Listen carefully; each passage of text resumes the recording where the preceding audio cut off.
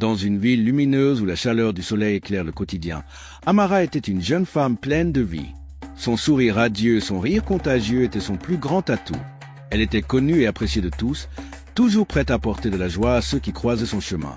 Amara travaillait comme designer dans une entreprise de renom et elle avait une amie proche, Saad, qui l'accompagnait dans ses aventures quotidiennes. Les deux femmes étaient inséparables et se soutenaient toujours, dans les bons comme dans les mauvais moments. Un jour, Amara rentra chez elle après une journée bien remplie. Lorsqu'elle ouvrit la porte de son appartement, elle aperçut un petit paquet posé sur le sol. Il n'y avait ni étiquette ni nom, juste une petite carte enroulée autour du paquet. Intriguée, elle le saisit, se demandant qui avait pu lui envoyer un tel cadeau. En déroulant la carte, elle lut une phrase simple. « Ce parfum t'apportera l'attention que tu mérites. » Un frisson de curiosité la traversa.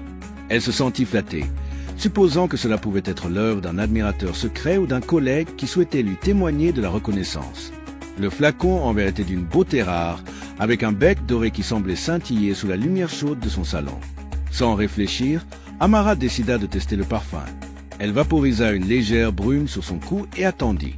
Un doux parfum de jasmin et de bois de santal l'envahit, un mélange agréable et mystérieux. Pour un moment, elle ferma les yeux, savourant l'odeur. Mais très vite, elle commença à ressentir une gêne. Ses yeux picotaient et une étrange sensation de brûlure commença à se propager sur sa peau.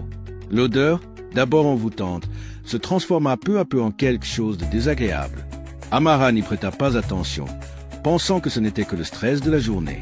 Elle posa le flacon sur sa commode et s'endormit. Le lendemain matin, elle se réveilla avec une sensation étrange. Une puanteur nauséabonde flottait dans l'air. Amara se leva, cherchant à comprendre d'où venait cette odeur. Elle entra dans la salle de bain, espérant que le problème ne venait pas d'elle. Mais dès qu'elle se regarda dans le miroir, elle se rendit compte que l'odeur venait d'elle. Elle se frotta la peau sous la douche, en espérant la faire disparaître, mais l'odeur persistait, encore plus forte. Au travail, ses collègues lui jetèrent des regards furtifs. Certains se pinçaient discrètement le nez, tandis que d'autres murmuraient entre eux, se demandant si un rat était mort dans les locaux. Son petit ami, Deji, qui la chérissait habituellement, la regarda avec dégoût lorsqu'il la rencontra à la pause déjeuner. « Tu sens mauvais », lui dit-il sèchement, se détournant de lui. Amara était dévastée. Elle passa la journée à essayer de comprendre ce qui se passait, se précipitant d'un lavabo à l'autre, mais rien n'y faisait. Cette odeur nauséabonde était devenue une malédiction. Amara, d'habitude pleine de vie, se sentit noyée par la honte.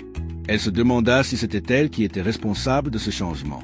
Pourquoi sa vie, jusque-là si belle, semblait-elle basculer à cause de ce parfum? L'isolement devint son quotidien. Chaque matin,